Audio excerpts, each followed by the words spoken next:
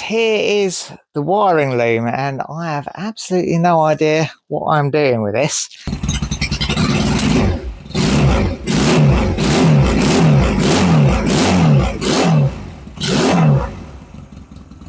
Well, hello again everybody, and welcome back to the garage for another evening working on this custom culture budget biker build off AJS Regal Raptor. Easy for you to say. And I've had some exciting deliveries during the week, which should help me progress this on a bit.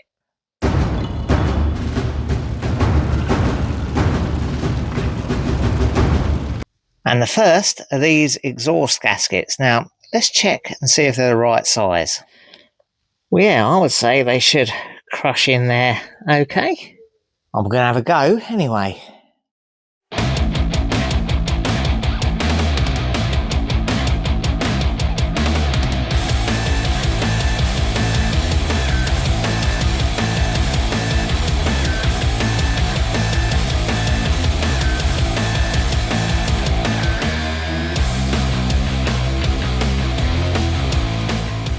Well, look at that. How about that for an exhaust system? I think that looks fairly nice.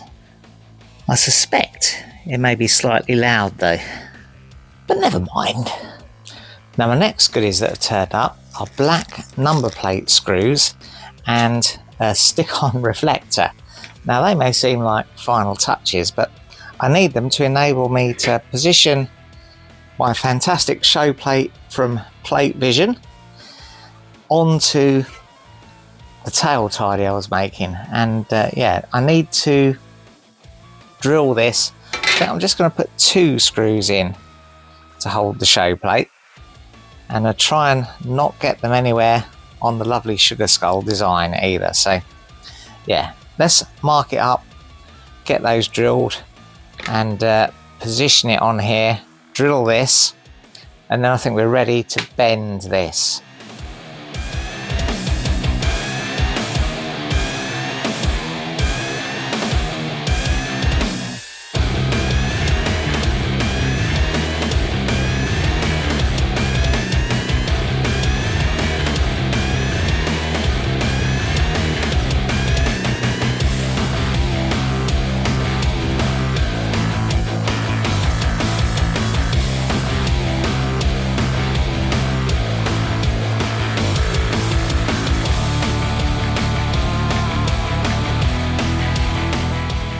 There you go, look at that. I am quite proud of that little tail tidy arrangement with the Maltese cross backlight, the show plate and a little reflector. Yeah, fantastic. Now I've noticed since I painted this back mudguard that the clear coat has got some bubbles in it. Now it shows up worse in some lights than others, particularly bad in this light. Now from a distance it's okay. If I was a brave man, I'd maybe have a try at cutting that clear back and redoing it, but I haven't got a DA sander, I haven't got any buffing and cutting pads. What I have got is some fast cut compound and some polish, so I'm going to have a quick go at doing that. Maybe those bubbles are quite close to the surface and I can polish some of them out. If not, then it is what it is, I guess.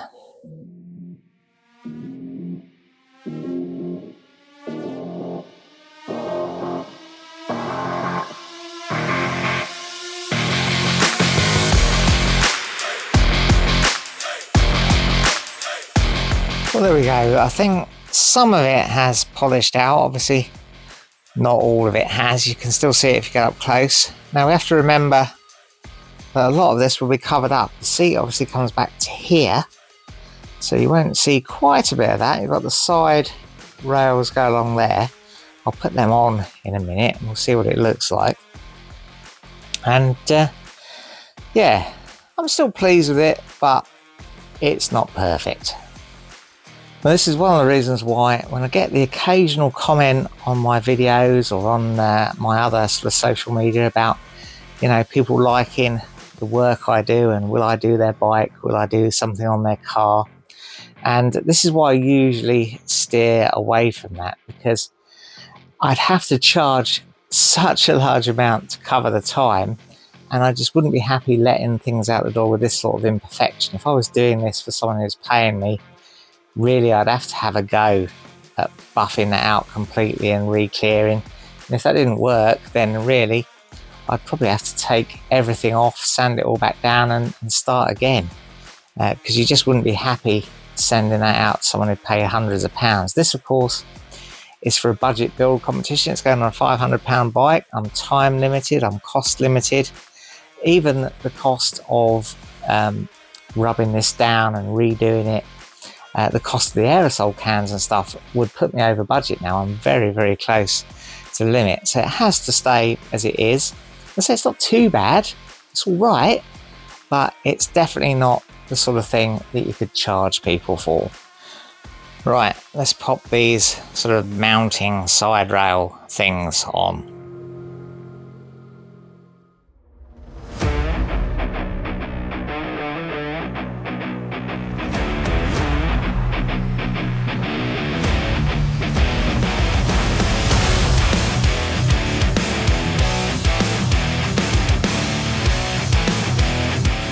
Well, I'm sorry, I did whiz ahead a little bit there, and I ended up whacking it on the bike just to have a little bit of a look and see how it went together. And I think, yeah, you can see the sort of vision now. You can see it starting to come together. It may not really be the next step. It may have been fiddling around a little bit with details too far ahead, but it does you good to have a little bit of motivation to see where you're heading, doesn't it? Fantastic.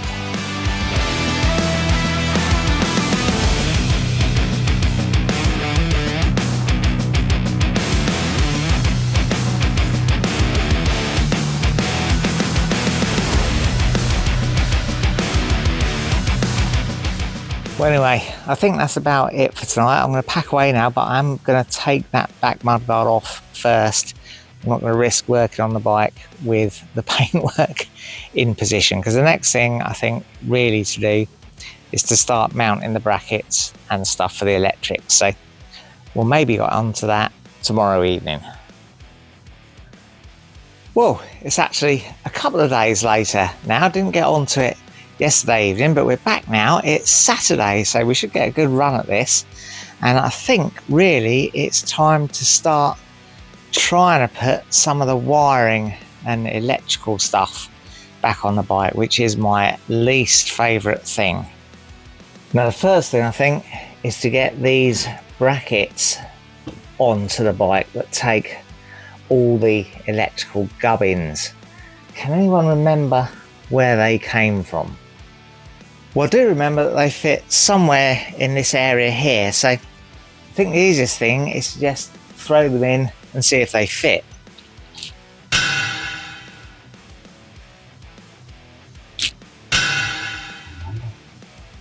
So there we go, folks. Here is the wiring loom, and I have absolutely no idea what I'm doing with this.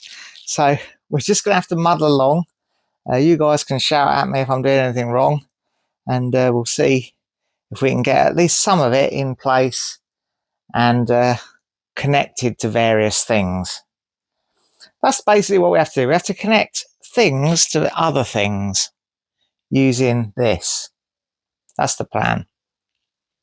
Well, Nikki's come out here to give me a hand, try and work out where some of these wires go. We've got the loom sort of roughly positioned. This is the bit that goes along more or less where what the crossbar, I suppose, is, you'd call it. I've got the spark plug leads connected up. They're labelled nicely. I've got a few little bits and pieces, the temperature sensor thing connected up here. I think what I'm going to do, I've got some wires here which I know are for the sort of carb throttle body things. So I'm going to put them on next, and we'll be able to connect those wires up, and hopefully things will start to make a little bit more sense. Right, there we go. There are the throttle bodies on, and yeah, now I can connect up the various different wires that need to go on there, which is essentially this stuff. Right, I've got the wires connected to the carbs, or to the throttle bodies, and I've also got the lambda sensors connected up on the exhaust. There were some discussion as to whether we need to do that, whether it will make it run rich, but we'll see when we actually finally get it started.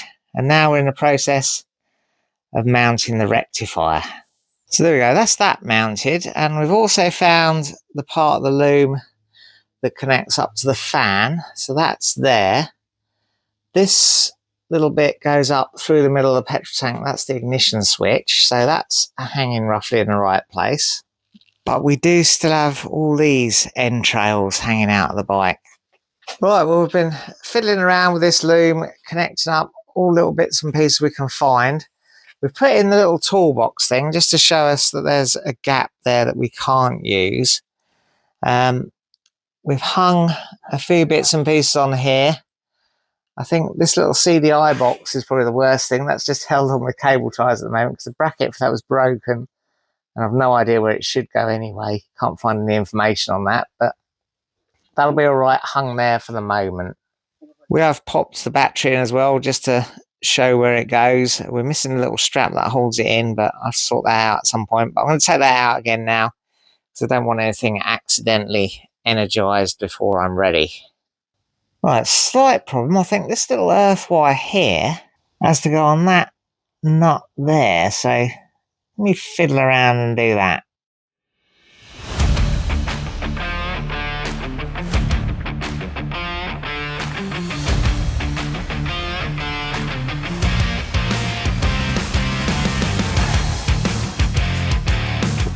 Right, now I think I've more or less got everything to a state where we could have a go and see if we can turn the engine over.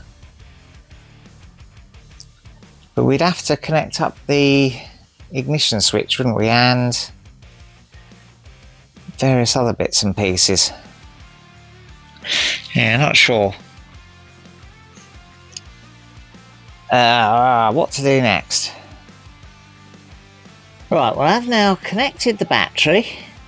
I've connected the ignition switch. I've connected the clutch switch to the lever, which is just laying on the bench. And if you remember, the side stand switch was connected when I got the bike. So I wonder if I can turn on the ignition and turn the bike over. It has got oil in it, so it should be okay. Let's give it a go.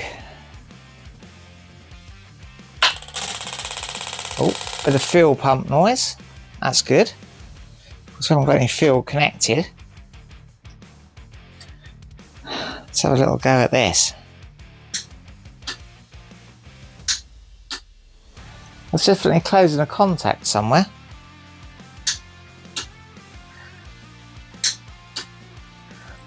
But the starter isn't turning.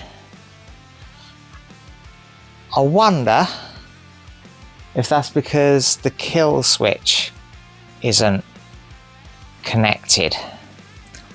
Well, I'll put the battery on charge, see if that's the issue, but it has gone green almost straight away.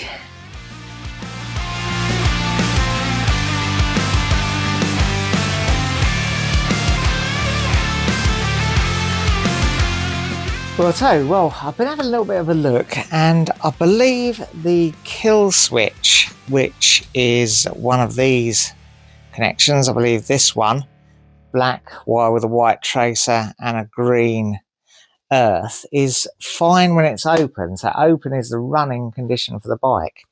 So I shouldn't need the kill switch connected to try and start the bike. So I've got a little bit of fuel in my IV bottle. I'm going to open up fuel tap and let's see what happens.